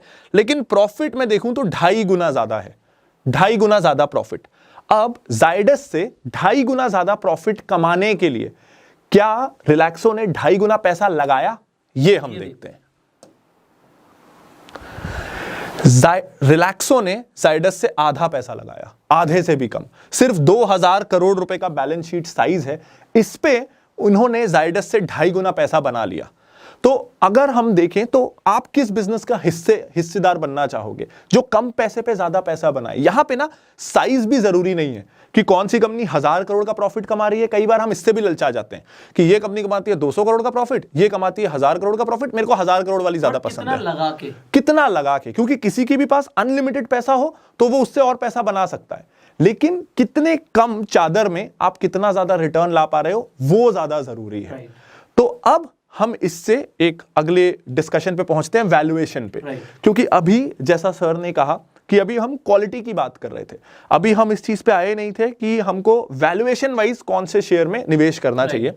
तो यहां ना सबसे पहले जो लोग रेशोज की बात करते हैं, कई बार मैंने भी, तो सबसे पहला सिंपल रेशो एक आ जाता है पीई रेशो, उसकी बात बहुत की जाती है। तो हमको ना एक चीज समझनी है कि अगर हमको मॉडरेट रिटर्न्स चाहिए, 15% के 20% के रिटर्न्स चाहिए, तो हम ऐसी कंपनी में बेट कर सकते हैं जिसके बारे में हमको पता है कि ये 15-20% से ग्रो करती रहेगी। कोलगेट एक एग्जांपल हो सकता है कि थोड़ा प्रीमियम टूथपेस्ट बिकेंगे, थोड़ी जनसंख्या भारत की हमेशा बढ़ती रहती है, नए दांत आएंगे, दांत भी 2 बार आते हैं, 32 होते हैं, तो बड़ा अच्छा बिजनेस है। तो 15-20% से वो बढ़ता रहेगा। तो उस केस में अगर 15-20% से अर्निंग बढ़ेगी तो 15-20% से आसपास से स्टॉक भी बढ़ेगा, क्योंकि आप बिजनेस में पैसा लगा रहे हो, बिजनेस की growth is equal to share की ग्रोथ। लेकिन असली मजा कब आता है?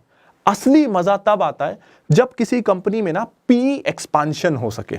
अब ये मैं आपको एक एग्जांपल से समझाता हूं। अभी हम कोलगेट वाला एग्जांपल लेते हैं कि इन द लॉन्ग रन जिस स्पीड से बिजनेस ग्रो करता है उस स्पीड से शेयर ग्रो करना चाहिए।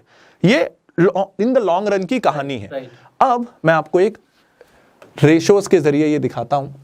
तो अब हम इसको अगर देखें तो रिलैक्सो ने अपने प्रॉफिट्स को 5 साल में 20% की आसपास की रफ्तार से बढ़ाया है। 20% के आसपास, यानी 5 साल में ये शेयर को 2 गुना के आसपास हो जाना चाहिए था, 2.5 गुना के आसपास हो जाना चाहिए था, क्योंकि प्रॉफिट इस रफ्तार से बढ़ रहा है। अब हम देखते हैं कि प्रॉफिट्स का क्या हुआ। इसको ना मैं एक बार आपको नंबर्स के जरिए भी बता देता हूं और क्लियर होगा। 5 साल पहले प्रॉफिट था 120 करोड़, अब है 290 करोड़, यानी 2.5 गुना के आसपास ये प्रॉफिट हुआ, 2.5 टाइम्स। तो अगर ये थ्योरी सही है कि जितना बिजनेस ग्रो कर रहा है उतना शेयर ग्रो करना चाहिए, तो 5 साल में रिलैक्सो को 2.5 गुना इसका शेयर प्राइस ग्रो होना चाहिए। चलिए अब हम देखते हैं हुआ क्या चार्ट्स पे जाके। यहां पे अगर मैं बात करूं तो शेयर था 250 के आसपास और यहां पे शेयर था 1400 के आसपास, आज भी ये 1000 के आसपास है। यानी आज का भी मैं अगर प्राइस लूं तो इसकी अर्निंग्स बढ़ी 2.5 गुना, लेकिन ये शेयर बढ़ गया 4 गुना, यानी ये अर्निंग से ज्यादा बढ़ पाया। ये अर्निंग से ज्यादा क्यों बढ़ पाया उसका रिजल्ट आपको यहां दिखेगा। ये शेयर का पीई परमानेंटली बढ़ गया। 5 साल पहले इसका पीई होता था 50 के आसपास का, आज का इसका पीई है 100 के आसपास का। तो यहां दुगना रिटर्न ये पीई के बढ़ने से आ गया। अर्निंग्स तो मॉडरेट ही थी, 15 से 20% की रिटर्न्स अच्छे हैं लेकिन एक्सेप्शनल नहीं है। रिटर्न्स एक्सेप्शनल है, 5 साल में 4 गुना शेयर बढ़ जाए एक्सेप्शनल है, वो इससे आया। तो हमको ना जब हम शेयर पिक कर रहे हैं तो हमको बाकी सारी चीजों का तो ध्यान रखना ही है कि ग्रोथ है, फंडामेंटल्स अच्छे हैं, बैलेंस शीट अच्छा है, लेकिन एक चीज का और भी ध्यान रखना है, क्या यहां से मार्केट इसको एक्स्ट्रा ऑर्डिनरीली रिवॉर्ड कर सकता है? क्या इस कंपनी में कुछ ऐसा है कि इसका पी एक्सपांशन हो सके? अब एक कोई बिगिनर है ना, तो उसके लिए ये सोचना बहुत मुश्किल हो जाता है कि पी एक्सपांशन हो पाएगा कि नहीं। और मेरी कंपनी चलो अच्छा कर रही है, आज तो आपने पीछे देख के बता दिया, हाइंडसाइट में तो सब आसान है, मेरे को इन्वेस्ट फ्यूचर में करना है, मैं फ्यूचर में ऐसी कंपनी कैसे चुनूं जिसका पी एक्सपांशन हो पाएगा? तो इसका मैं आपको एक एग्जांपल देता हूं पीयर्स वाले सेक्शन से। अब अगर मैं यहां पे हूं और ये इस कंपनी के पीयर्स हैं, तो मुझे ना एक चीज पूछनी है कि चलो ये फुटवेयर बनाती है, इस सेक्टर में बाकी कंपनियों का पीई क्या है? यहां आपको दिख रहा है। अब यहां मुझे दिख रहा है कि रिलैक्सो को ना मार्केट ऑलरेडी बेस्ट मान चुका है, यहां से पीई एक्सपांशन इस इंडस्ट्री पे होना मुश्किल है, ये 500 की पीई पे नहीं होगा।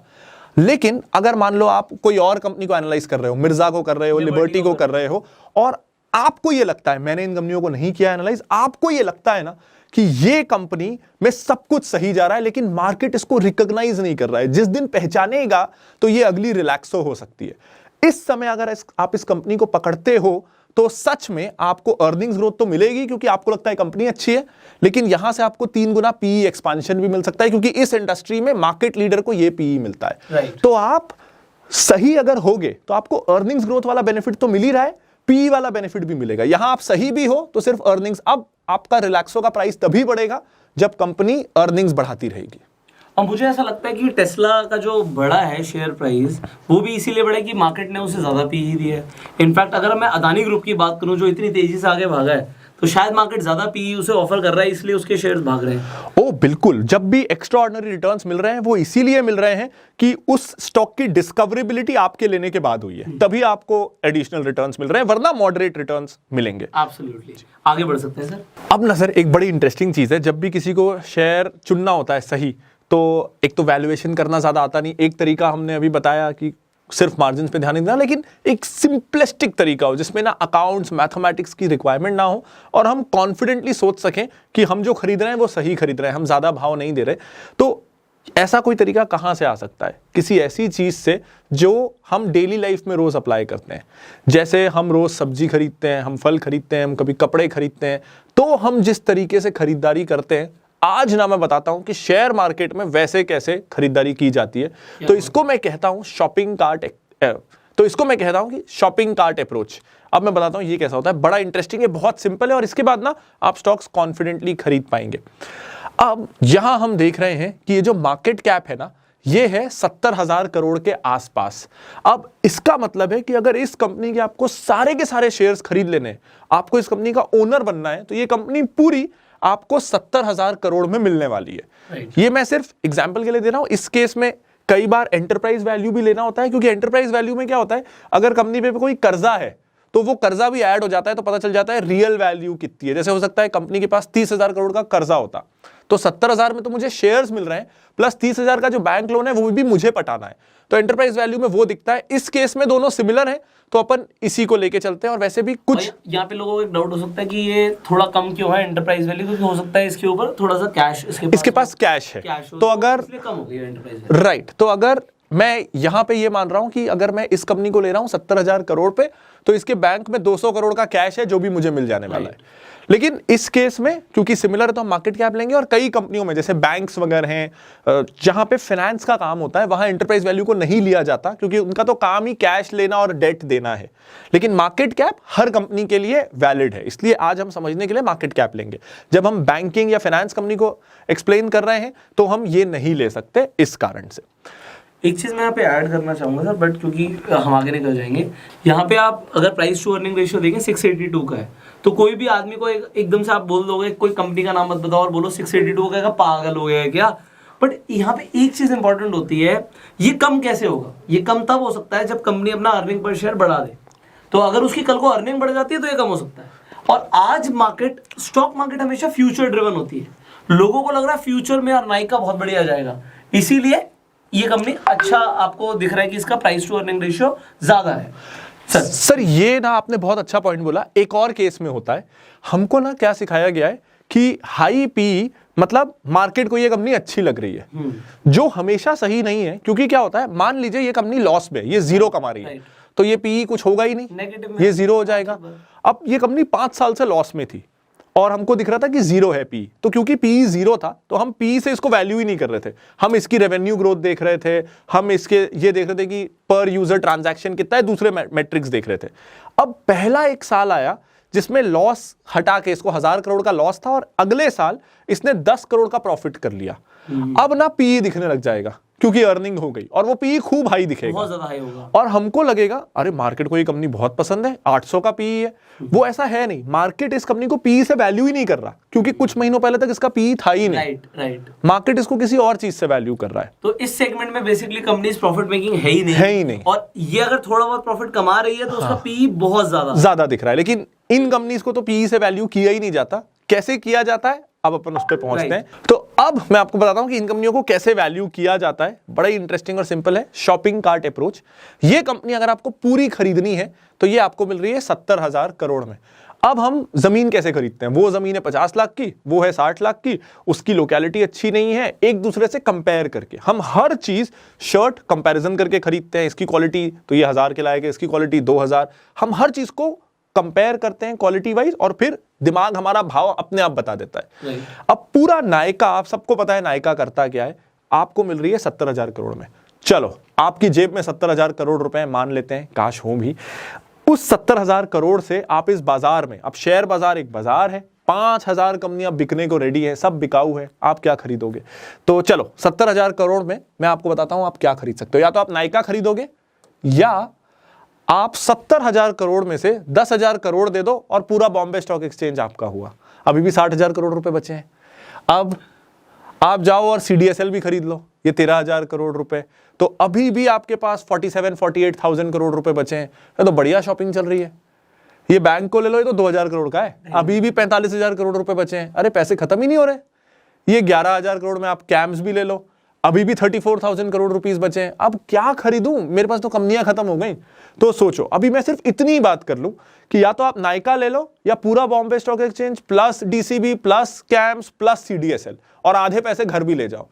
तो उस 34,000 करोड़ में अभी सिर्फ मैं अंदाजे के लिए आपको बता दूं, पूरा वंडरला आ जाएगा, पूरा महिंद्रा हॉलीडेज आ जाएगा, कितनी सारी FMCG कंपनियां आ जाएंगी, पता नहीं आप क्या क्या खरीद पाओगे। और अब कोई एक्सेल शीट की जरूरत नहीं है, कोई वैल्यूएशन करने की जरूरत नहीं है, आपके दिमाग ने आपको आंसर दे दिया है कि सही डिसीजन क्या है। बताना जी कमेंट्स में क्या सही डिसीजन है आपके हिसाब से।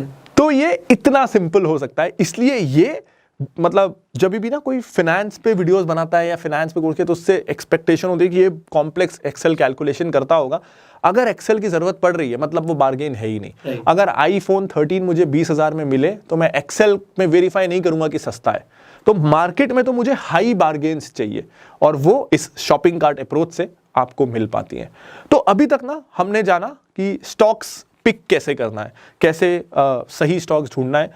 अब ना इसके आगे एक प्रॉब्लम और आती है। हमें लगता है कि हमने 10 अच्छे स्टॉक्स ले लिए तो हमारा एक अच्छा पोर्टफोलियो बन गया, और ये ना बहुत बड़ी गड़बड़ हो सकती है। अब जैसे क्रिकेट टीम में 11 अच्छे फास्ट बॉलर आ जाएं तो क्रिकेट टीम का क्या होना है?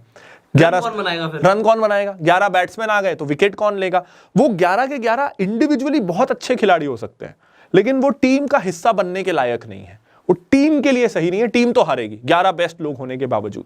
इसी तरह कई बार ना अगर आपने 10 सबसे अच्छे स्टॉक ढूंढ के खरीद लिए तो हो सकता है आपका पोर्टफोलियो हार जाए। अब ये ना कई बार हमें बड़ा शॉकिंग लग सकता है। इसको भी अब हम अगली स्लाइड से समझते हैं। तो अब हम जानते हैं कि how good stocks actually makes a bad portfolio. इसको ना हम बैंक्स के एग्जाम्पल से समझते हैं। मान लो आपको बैंकिंग स्टॉक्स पसंद है और आपने अपनी पोर्टफोलियो में ले लिया HDFC बैंक भी और कोटक महिंद्रा बैंक भी। अब दोनों बैंक्स किस चीज के लिए जाने जाते हैं? कंजर्वेटिव अप्रोच के लिए जाने जाते हैं, अपने NPA को कम रखने के लिए जाने जाते हैं। तो इंडस्ट्री में जो साइकिल आएगा ना, बैंकिंग साइकिल, अभी डिफॉल्ट्स हो रहे हैं तो ये दोनों बैंक बहुत अच्छा करेंगे, लेकिन जब लेंडिंग साइकिल आएगा कि दूसरे बैंक्स एग्रेसिवली लेंड कर रहे हैं, सारे बैंक्स के पास खूब सारा पैसा है लेंड करने को, जैसे जो डीमोनेटाइजेशन के बाद हुआ, उसमें हो सकता है ये बैंक अंडर परफॉर्म करे क्योंकि इनको सेफ्टी पहले देखना है और दूसरे बैंक लोन बांट बांट के कमाए जा रहे हैं। तो मैं ये नहीं कह रहा कि दोनों में से अप्रोच कौन सा सही कौन सा गलत है, लेकिन मैं ये कह रहा हूं ये दोनों रखने की जरूरत क्या है। जब दोनों एक दूसरे के तरीके से ही काम करते हैं तो कोई एक रख लीजिए, ये दोनों साथ में अच्छा करेंगे साथ में बुरा करेंगे। इसका हम फ्लिप साइड ले लें कि आपको चाहिए नहीं यार मैं थोड़ा रिस्क ले सकता हूं, मेरी रिस्क एपेटाइट ज्यादा है, इसमें कुछ गलत नहीं है, तो मैं अपनी पोर्टफोलियो में थोड़े रिस्की बैंक रखना चाहता हूं कि अगर बढ़े ना तो 10 गुना बढ़ जाए। तो मैंने अपने पोर्टफोलियो में आरबीएल भी रख लिया, आईडीएफसी भी रख लिया, दोनों थोड़ा एग्रेसिव काम करते हैं, कासा ग्रोथ के लिए जाते हैं, लेंडिंग के लिए जाते हैं, लेकिन खराब समय में दोनों बैंक्स के एनपीए तेजी से बढ़ सकते हैं क्योंकि उनका अप्रोच वो है। तो इन दो में से आप किसी एक को रख लीजिए और पोर्टफोलियो को बैलेंस कर लीजिए कि एचडीएफसी हो गया और एक आईडीएफसी हो गया, तो एक रिस्की बैंक एक सेफ बैंक, कैसा भी समय हो दो में से एक स्टॉक आपके लिए अच्छा करता रहेगा और आपका पोर्टफोलियो डिसेंट रिटर्न लाता रहेगा। तो दो, अगर मैं कहूं कि better banking stock quality wise क्या है तो वो कोटक और एचडीएफसी है, वो लेकिन राइट, लेकिन पोर्टफोलियो में ये जरूरी नहीं है कि ऐसा हो पाए। तो अगेन ये सब एग्जांपल के लिए था, लेकिन अपनी पोर्टफोलियो में ये बैलेंस लाना बहुत जरूरी है, वरना कई बार ये होता है कि मैंने 10 अच्छे स्टॉक्स ढूंढ लिए लेकिन वो साथ में बढ़ते हैं और साथ में गिरते हैं, तो 3 साल मेरे पोर्टफोलियो में रिटर्न ही नहीं आया, आपको जरूरत भी थी तो आप पैसा निकाल नहीं पाए। तो पोर्टफोलियो में ये बैलेंस लाने के लिए जरूरी है कि हम अलग अलग तरीके के स्टॉक्स पिक करें। वो कैसे करेंगे, अब हम उस पे आते हैं कि एक चीज तो क्लियर है कि हमको ना स्टॉक मार्केट में क्या होता है कि हम हर तरह की चीज करना चाहते हैं, तो हम ना जैक ऑफ ऑल बन जाते हैं और master of none. Stock market में आपका रिटर्न एक चीज से आता है sir, information arbitrage. Public domain में तो सब नॉलेज है, आप कोई इनसाइडर इंफॉर्मेशन पे एक्ट करेंगे तो जेल जाएंगे, तो मैं उसकी बात नहीं कर रहा, लेकिन पब्लिक में कोई इंफॉर्मेशन है उसका मतलब ये नहीं है कि मार्केट को ऑन एन एवरेज वो इंफॉर्मेशन पता है। किसी ने डिस्क्लोजर निकाल दिया, 5000 कंपनियां, कितने अपडेट आते हैं लोगों को पता नहीं है। आपको उस सेक्टर या उस कंपनी की तरफ टिके रहना है जिसके बारे में आप जानते हैं। जैसे मैं एक एग्जांपल दूं, जैसे अभी मैं होटल इंडस्ट्रीज पढ़ रहा हूं, टोटल लिस्टेड कंपनियां ही 8 हैं, 7-8 कंपनियां हैं। अब अगर उन 7-8 कंपनियों के बारे में मैं उन पे बुक्स पढ़ लूं, आर्टिकल्स पढ़ लूं, इंटरव्यू देख लूं, उनके डिस्क्लोजर्स देख लूं, तो एक साल में, ये कोई रॉकेट साइंस तो है नहीं, एक साल में अगर उन 8 कंपनियों को पढ़ूंगा तो उस इंडस्ट्री को मैं सीख जाऊंगा क्या होता है, और उस इंडस्ट्री को मैं प्ले करने की हालत में रहूंगा कि इसमें कौन सी कंपनियां कब अच्छा करने वाली है। साइकिल्स पता लग जाएंगे क्योंकि मेरा फोकस बहुत नैरो है, मैं भटक नहीं रहा हूं। तो एक साल में मैंने एक इंडस्ट्री कवर की, 3 साल में अगर मैं ऐसे 3-4 इंडस्ट्रीज को कवर कर लेता हूं तो मेरे पास एक 50 से 100 कंपनियों का बास्केट हो जाएगा, डिपेंडिंग कि आपने कौन सी इंडस्ट्री पिक की। अगर 50-100 कंपनियों का बास्केट है आपके पास, जिन इंडस्ट्रीज के बारे में आप हमेशा मार्केट से ऑन एन एवरेज ज्यादा जानते हैं, तो उसमें आपको 10-15 कंपनियां अपने आप राइट टाइम पे मिलती रहेंगी, आपका दिमाग अपने आप बताता रहेगा अभी इसमें लगा, और मार्केट की 4900 कंपनियों में क्या हो रहा है आपको चिंता ही नहीं करना, टाइम ही नहीं देना। आप तो अपने 100 कंपनी से अपना 20-25% का रिटर्न भी ला सकते हो, लाते रह रहे हो, और आपको दुनियादारी की चिंता ही नहीं। वरना क्या होता है, अगर हमारा पांव हर जगह है ना, कहीं भी कोई बैड न्यूज आए तो सबसे पहले हम अफेक्ट होते हैं। मेरे पास बैंक है, उसमें ये प्रॉब्लम आ गया, मेरे पास इरिगेशन कंपनी है, उसमें कुछ प्रॉब्लम आ गया, मैं दुनिया भर की प्रॉब्लम अपने सर पे क्यों लूं? मेरे को मेरे 4 सेक्टर से मतलब है, दुनिया से मतलब ही नहीं है। तो इट मेक्स इन्वेस्टिंग सिंपल और आपका पोर्टफोलियो अच्छा बन जाएगा। पीस ऑफ माइंड भी मिलता है इससे, बहुत पीस ऑफ माइंड। मतलब एक वो होता है ना, रिटर्न ऑन टाइम इन्वेस्टेड, इसको आप मैक्सिमाइज कर लोगे क्योंकि आप अपना टाइम बाकी चिंता करके वेस्ट नहीं कर रहे हो।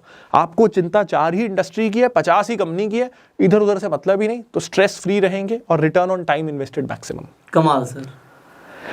अब सर ये भी हो गया कि हमने पोर्टफोलियो भी बना दिया।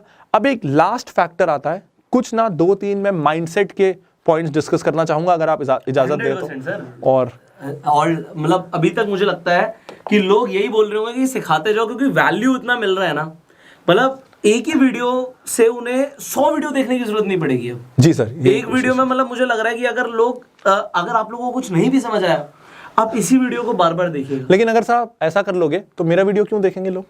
आप ही का तो देख रहे हैं।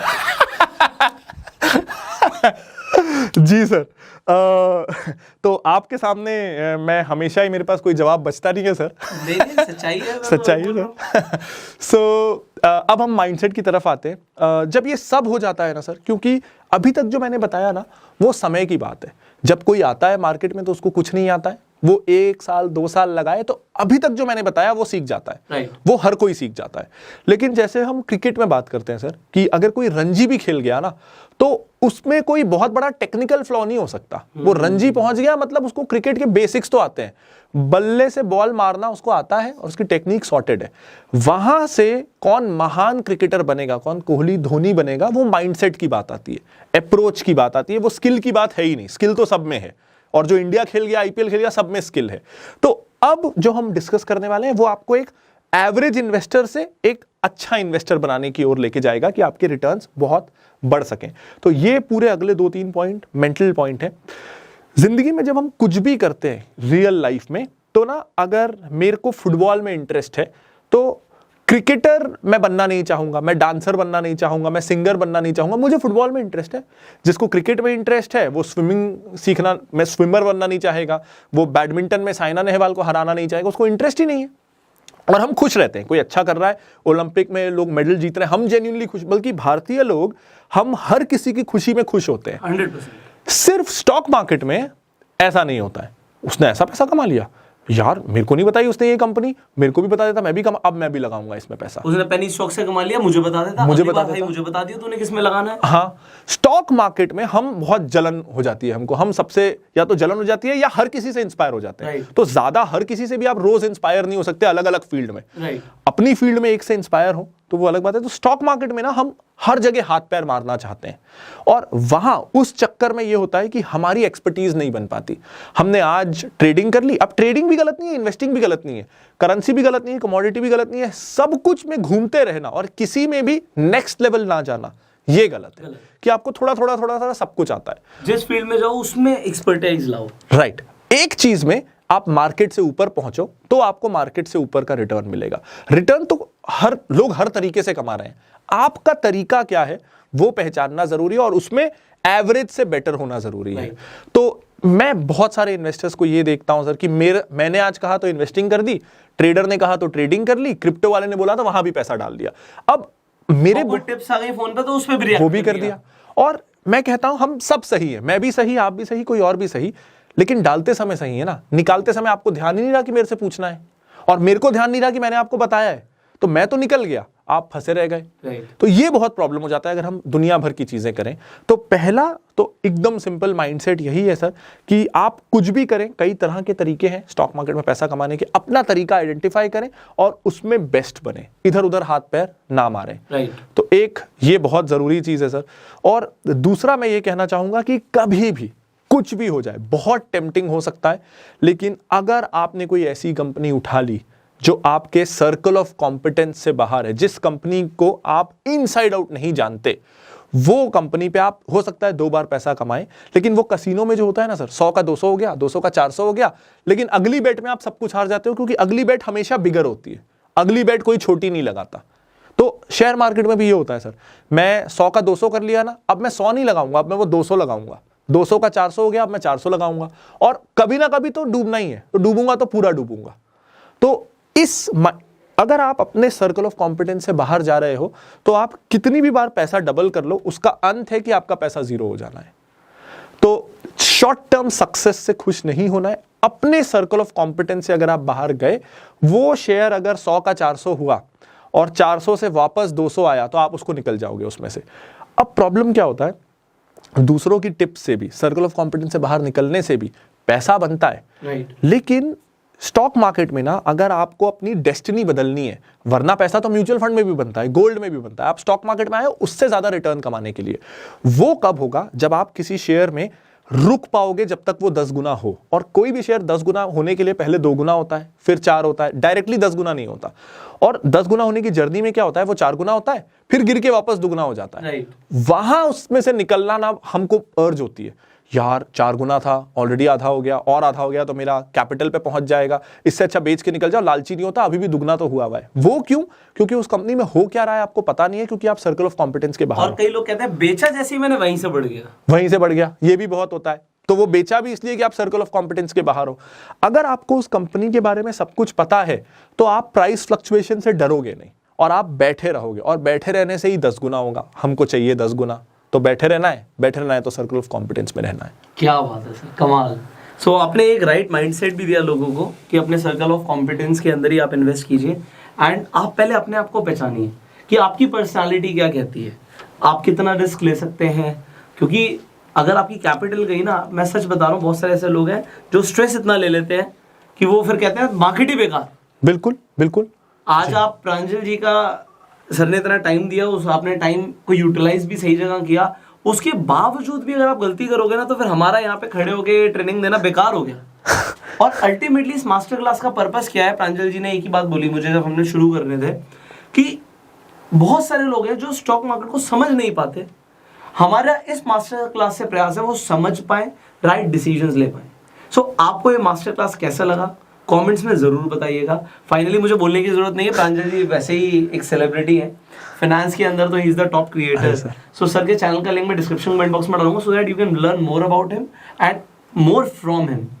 वैसे आप क्या ही आओगे, सब कुछ तो मैंने बता दिया है। नहीं, आपको ऐसा लग रहा है सर? जी। आपने आप ये ऊपर डिस्कस कर रहे थे, वो बहुत सारे पॉइंट्स हाँ जी यहाँ पे डिस्कस नहीं हुए। बिल्कुल। सो ऐसी चीज है कि he has a lot of knowledge and try मैं पूरा करूंगा कि इन्हें बार बार बुलाता रहूं, मैं आता रहूंगा सर। ठीक है, इनसे बार बार टाइम लेते रहे, सो दैट, क्योंकि आप लोगों को ना लगातार सीखना भी जरूरी है जी। ऐसा नहीं हो सकता एक ही दिन में कोई वॉरेन बफे बन जाए। जी। We have to learn every day. Stock market रोज सिखाती है, हर रोज कुछ ना कुछ नया हो रहा है। और सच में मुझे भी सर आज इस मास्टर क्लास से बहुत मजा आया, बहुत वैल्यू मिला। Thank you so very much for coming. And अगर आप लोगों को वैल्यू मिला, इस वीडियो को लाइक जरूर कीजिएगा। एंड देखिए, इतनी प्यारी इंफॉर्मेशन को सिर्फ अपने तक रखना, ये देखो ये सेल्फिशनेस हो जाएगा। इसे शेयर करो हर उस जगह पर जहां पर आप मौजूद हैं सोशल मीडिया पे, चाहे वो व्हाट्सएप हो, व्हाट्सएप ग्रुप्स हो, आप फेसबुक की बात करें, इंस्टाग्राम स्टोरीज की बात करें, wherever you are, just share this video so that this information reach maximum people. लोग स्टॉक मार्केट सीखना चाहते हैं and he is one of the finest trainers in the field of finance and stock market. So I hope you have learned a lot from Mr. Pranjal Kamra. And sir, thank you so much again. Pleasure sir, pleasure. And मैं आपका time लेता रहूंगा। हाँ जी sir, मैं खुशी मेरी audience कितनी खुश है और उनके कितने सवाल आएंगे अभी, वो कमेंट्स से जो आएंगे वो मैं लिख लूंगा so that I can ask you next time. हाँ जी sir. So thank you so very much everybody. We'll see you in the next video. Till that time, you go self-made.